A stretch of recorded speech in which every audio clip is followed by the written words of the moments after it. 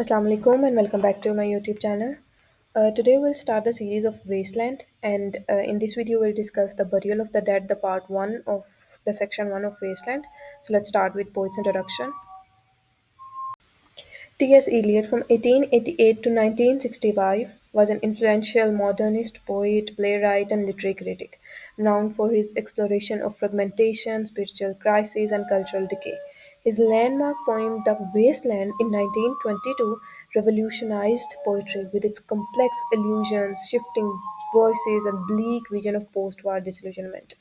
Other major works include the love song for J. Alfred Prufrock in 1915 and Four Quartets in 1943. Eliot's use of symbolism, myths, and literary traditions reshaped modern literature, earning him the Nobel Prize in Literature in 1948. This poem is written in 1922. It's one of the most significant modernist poem of 20th century. This poem was written in aftermath of World War One. The poem captures the spiritual emptiness and fragmentation and cultural decay of the modern world. This poem is divided into five sections. In this video, we'll discuss the first section, The Burial of the Dead. This poem blends myths, history, religious text, personal experiences. It's kind of a reflection of a civilization that is in crisis. So, this whole are the parts of a civilization, a myth, history, religious text. All this is a part of a civilization. They all make a civilization, and the civilization is in crisis, so he have to give the reference to all of this. uh, Eliot uses the writing technique of stream of consciousness, multiple voices, intertextual references, free words, symbolic imagery, and many more. This poem draws on diverse sources. There's some lines from Bible in it. There's some lines from Shakespeare's writing in it. Also, some lines from Dante's the Divine Comedy in it. Also, some Eastern philosophy and other authorism legends. So they all have their lines, their resources in this very poem. The title, Burial of the Dead. This title signifies, this title gives us the imagery of the funeral. What kind of funeral? The funeral of the living man, because they are spiritually dead at that era after the World War One, and the degeneration and the spirituality, morally hollowness in them, the corruption in them. So the burial of the spiritualism, the burial of the manners, the burial of the meanings of life at that time. So this is the meaning of this title.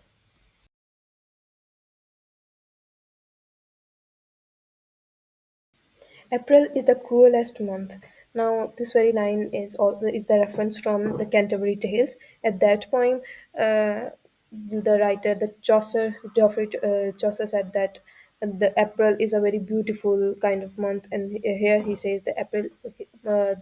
Chaucer said the April is the sweetest month, and now he's saying the April is the cruelest month. Now, why he's calling April a cruelest month? This is an example of irony. Irony is a contrast between appearance and reality, where the meaning is opposite to what is expected. The April is usually considered the month of spring and the month of renewal, and there's flowers and fragrance and everything, the blossom.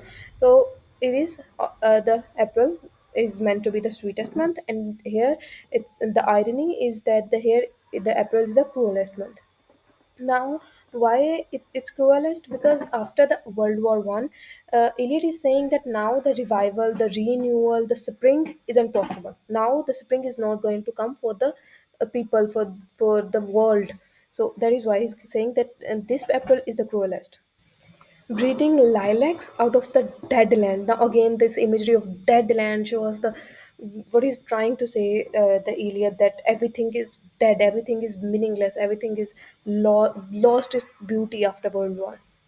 Now he's saying that this April, because it's the natural cycle, spring will come, obviously, but he's saying that spring, the happiness for the people will not ever come. So he's saying that lilacs are coming out, but they're coming out from the dead land. Okay, so this is a kind of painful renewal. The lilacs are the flowers. These are the lilacs, which are the symbol of beauty and which are the symbol of renewal in normal life. But here is the irony. mixing memory and desire. Now he's saying that this renewal, this breeding of lilacs from the dead land is mixing our memory and our desire, our past, and what are we desiring at this time, which is not present, but we are desiring. What we are desiring for the happy future, as the past was happy, the past was beautiful, the past was glorious before the world war era. Now he's desiring to bring that era back, stirring dull roots with spring rain. Now he's saying that the roots are so dull, the word is so dull, so meaningless, that even the spring rain, the beauty, that renewal of spring is disturbing the world. Okay, is disturbing the the earth. Winter kept us warm. Now this lilacs, dead land, dull roots, rain, winter, all this is an example of imagery. Image is a literary device that is the use of descriptive language to appeal the senses to create a mental picture. Here, writer is trying to create a mental picture of barren land, as I've posted the picture of a barren land at the title page. So this kind of imagery is portrayed here.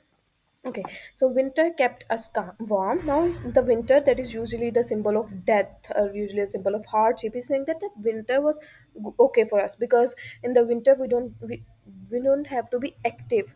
Okay, we the spiritual and the emotional winter, the spiritual and emotional stagnation was okay for us. That kept us warm, covering earth in forgetful snow, because that winter make us numb to emotion, numb to spirituality. Okay, it helps us to be forgetful.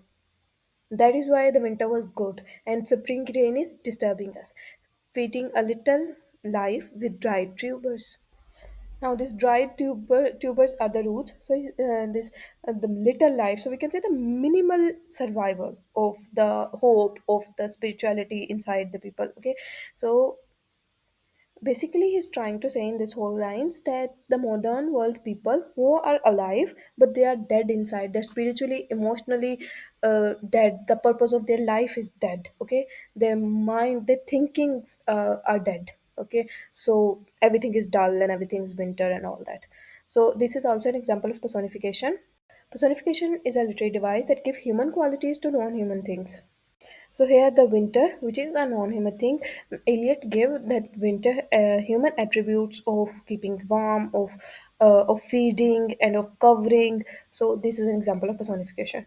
Moving forward, summer surprised us. Now we can see the transition from winter, from harshness to summer, and summer is kind of a very beautiful weather in the Europe. So we'll see the nostalgia for that summer in these lines.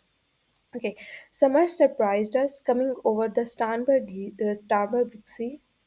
The Starnberger Sea is a lake in Germany, and that is where the Eliot met his beloved Mary with a shower of rain. So he's saying that rain, which is a symbol of cleansing, or which is a symbol of renewal or purity, but it was sudden, so it was kind of unpredictable. We stopped in colonnade. Colonnade is the row of trees, we could say the walkway often. And this both these things, this Starnberger Sea and this colonnade, and then we'll have this Hofgarten, that is public park in the Germany. All these things are linked to classical or aristocratic architecture. We can say the past of the Europe before the World War One. All these things that was aristocratic, that was elite at that time. So he's referring to those places. So he's describing his past, that with there was a place and we used to go there, and there was shower of rain, and we stopped at a walkway and went to on in sunlight into the Hofgarten, that is a public place. So we'll see the peaceful cultural Europe before the destruction of World War One. Okay, there was sunlight, the beautiful imagery of sunlight and rain and all that. Okay, so and drank coffee and talked for an hour. Now at that time the life had meaning, there was something to talk. We'll see for further that in the rest of the poem, in the modern world there's no one is talking to the others, so, because the connection between the people is lost. At that time they had meaning, they had something to discuss, they had connection with the world. So that is described in these lines. Now this next line is in French. Sorry, this next line is in Deutsch language, the language of Germany, and its meaning is that I'm not Russian at all.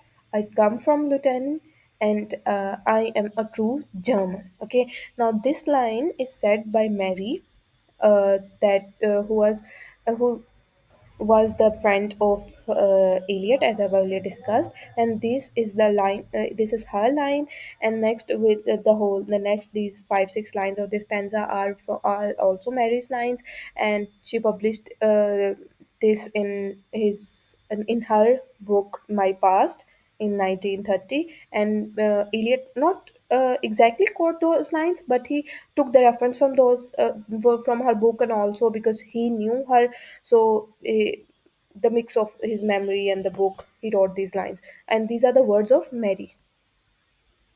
And when we were children, now again she's remembering her past, staying at the Archduke's.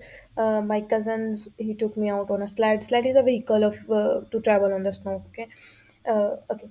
There is a vehicle of wood, uh, and I was frightened. He said, "Mary, Mary, hold on tight." And down we went in the mountain. Then there you feel free.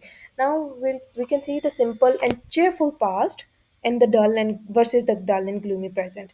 So she's describing her childhood experience, and this last line, that down we went in the mountain, there you will feel free. Now we can see the nature offer freedom in contrast to the urban life, to the restricted urban life. Then in nature you will feel free. I read much of the night and go south in the winter. Now she is describing her present state. Firstly, she was describing her childhood experience. Now she is describing her present state, and we can see the now she's in modern world, so we can see the isolation. At that time, she was playing with her cousins in the outspace. Okay, now she's isolated as a modern man, and she don't have time for anyone else. Now we can't see that any other person description in the last line. Okay, she's either reading because she's alone, so she'll find refuge in reading, or she'll travel alone, go to south.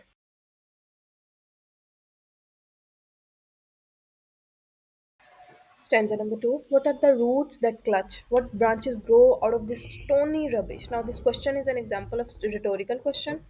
Rhetorical question is a literary device that where a question is asked no for just for effect, not to elicit an answer. Here, Eliot is asking that the land is so barren and so fertile. Also, the modern man is so barren, spiritually and culturally barren, in this post-war Europe, that there is no hope for the renewal. There is no hope that any roots will grow in this land.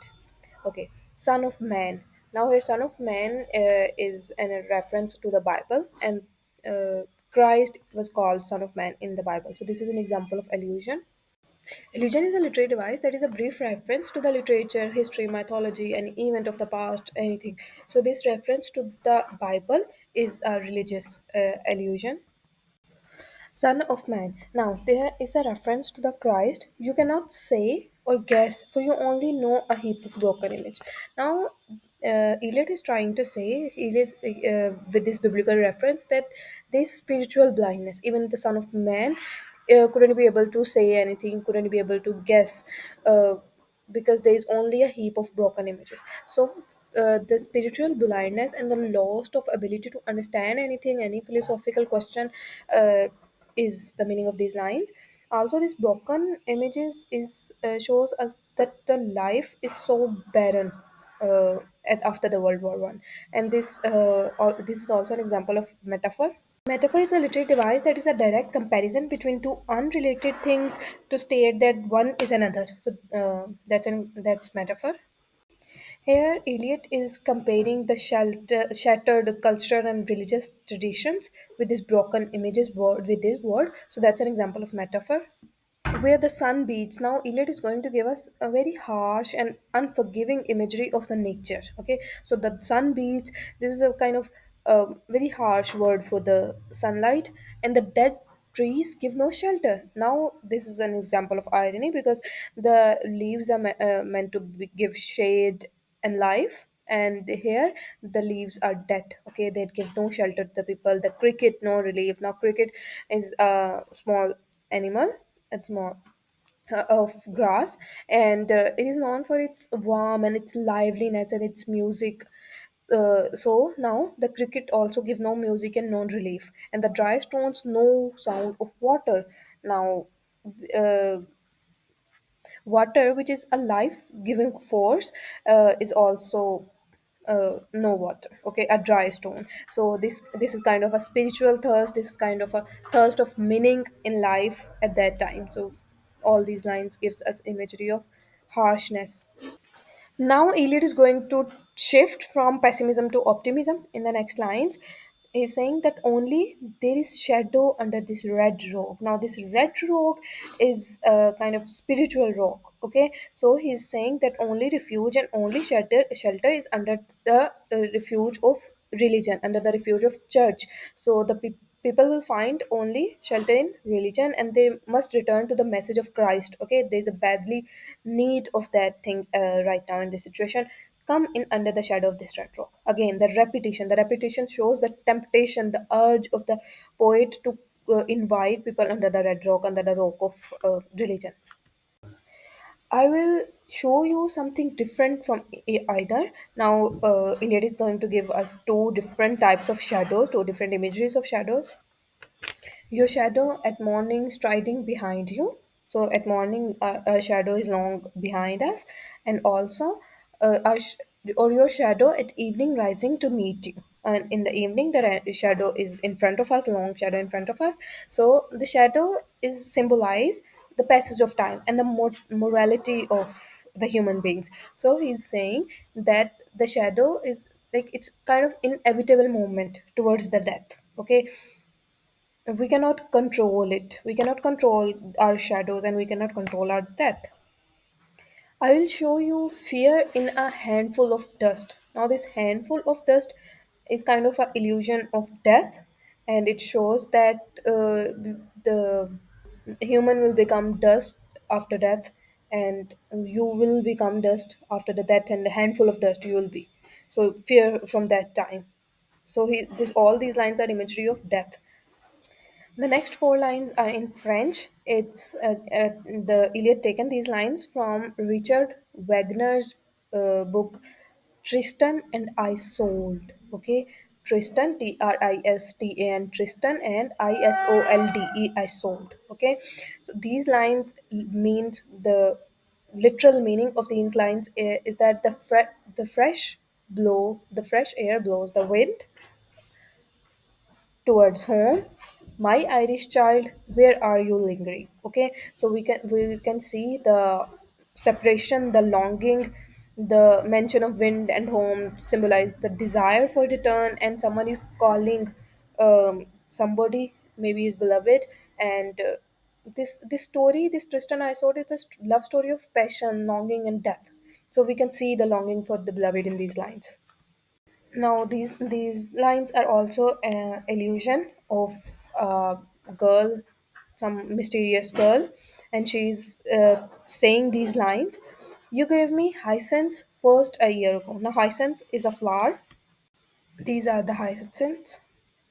Now, the hyacinths symbolize the love, rebirth, and also the morning, the MOURNING morning, not the dawn morning. Okay, so a girl is saying that you gave me the flowers a year ago, and they call me the hyacinth girl, and the people started to call her the hyacinth girl because of that flower. Okay, so but later on, yet when we came back late from the hyacinth garden, so at that time you gave me these flowers, and the girl earned a bad name due to the girl became famous due to this flower. Okay, due to this love, due to this affair. Your arms full and your hair wet, I could not speak and my eyes failed. Now this your arms full and your hair wet shows us the excitement and the passion of the affair between them. but this moment of intense emotion, uh, rather than this moment brings joy to her, this moment bring emptiness and paralysis to her tongue, because to her tongue and to her eyes also, because she's saying I could not speak and I could not see. Okay. I was neither living or dead, and I know nothing. Now she's because her lover is gone now. Since a year, and she's caught between the life and death situation because of the disillusionment, because of the depression, or because of the loss of the meaning and loss of the beloved. So we can see the lack of love in modern affairs. Okay, because he never came back, even though their relationship was so passionate. Looking into the heart of light, the silence. Now she's saying that she's looking for enlightenment, she's looking for awareness, she's looking for her beloved, but it brings only the silence. Okay. Now, this next line means desolate and empty is the sea. Now, this line linked to the previous lines of Tristan and Isolde. Okay. Um, this because the lady that was waiting for her the beloved in those lines also saying that still there is no sign of ship bring that is bringing his love. So we can see the despair and longing in this line.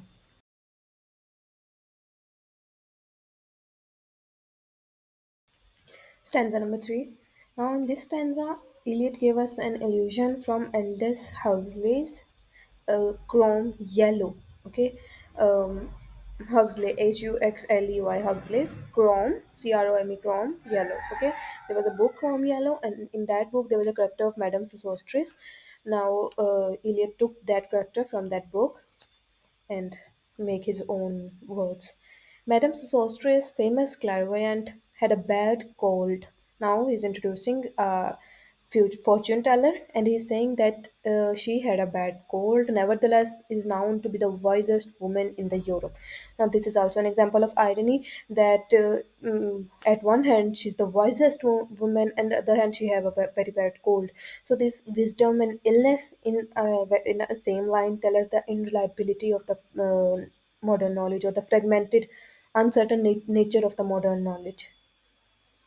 So basically, there is a fortune teller lady with a wicked pack of cards. Now, this word wicked shows us that that lady is a fraud, or Eliot is calling that lady a fraud with a pack of tarot cards from which she reads. Here, said she is your card. Now, Madame Sosostris is speaking, and he is talking to one of her customer, and she's saying that this is your card. Now, what card? The drowned Phoenician sailor. Now, this is a Phoenician sailor, which later appeared in the fourth part of the wasteland, and another haunting imagery of the water of ocean in which the sailors drown. Those are the pearls that were his eyes. Look, now she's giving us a haunting imagery of the corpse inside the ocean, which turn into the ocean's treasure. Okay, the pearls are now at the place of ice, but this is kind of haunted imagery, and she is foreshadowing the death with water. Next, the second card, here is Belladonna, the Lady of Rocks, the Lady of Situations.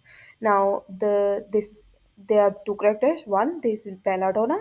Belladonna is a beautiful lady, yet a poisonous lady. A lady of situation shows that she's a manipulative character, and her life depends on situations. And she's beautiful woman in Italian. She was a beautiful woman in Italian, but she's kind of deadly. She's kind of dangerous. Okay, and the second is the Lady of Rock. Now this Lady of Rock is a painting, the Virgin of the Rock, by Leonardo da Vinci, the same painter which painted Mona Lisa. So she's comparing Belladonna with the Lady of Rocks. That's also an example of illusion.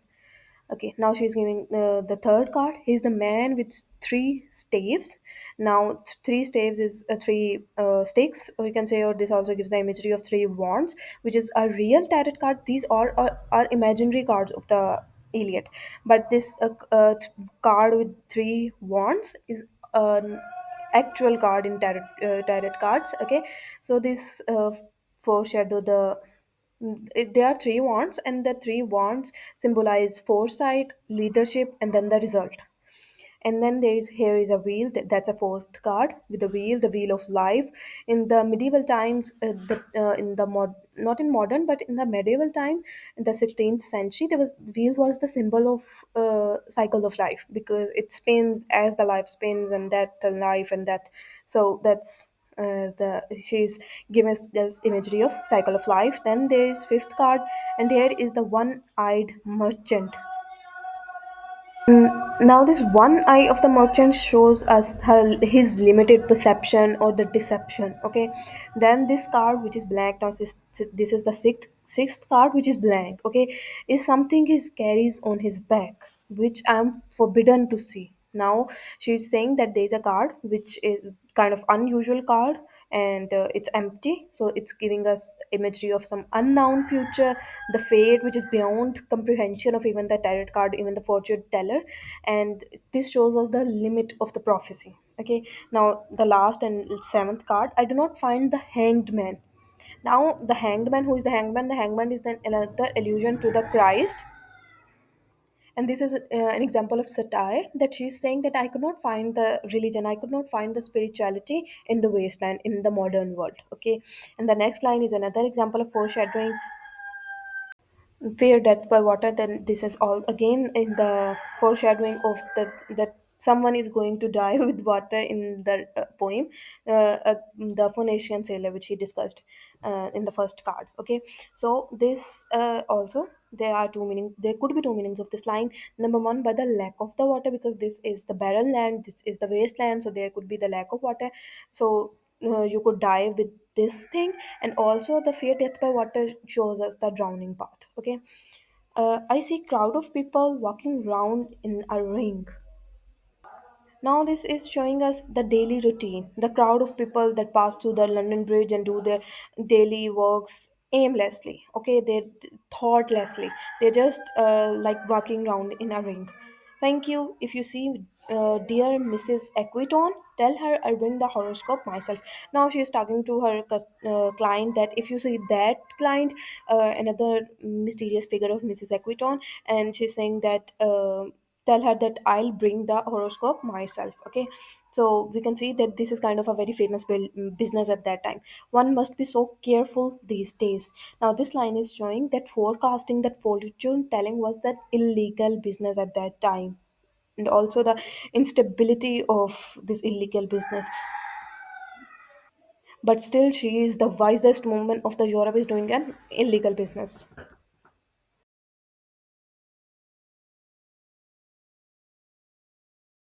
Fourth and the last stanza begins with the description of the London city as unreal city and that the brown fog of a winter dawn.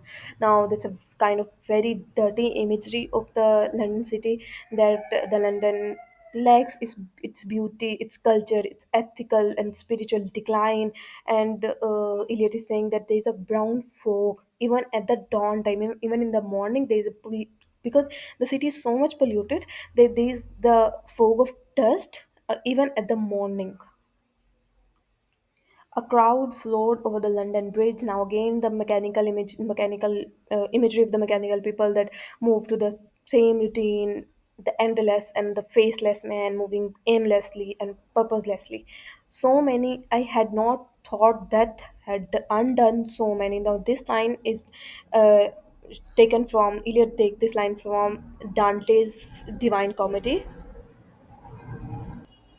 from the Inferno. Inferno was the part name of that part. Inferno, Inferno, from Dante's book.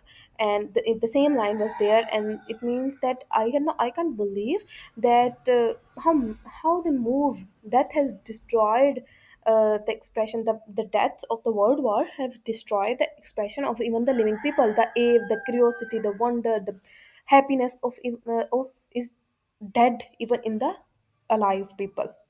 So that had undone the happiness of so many.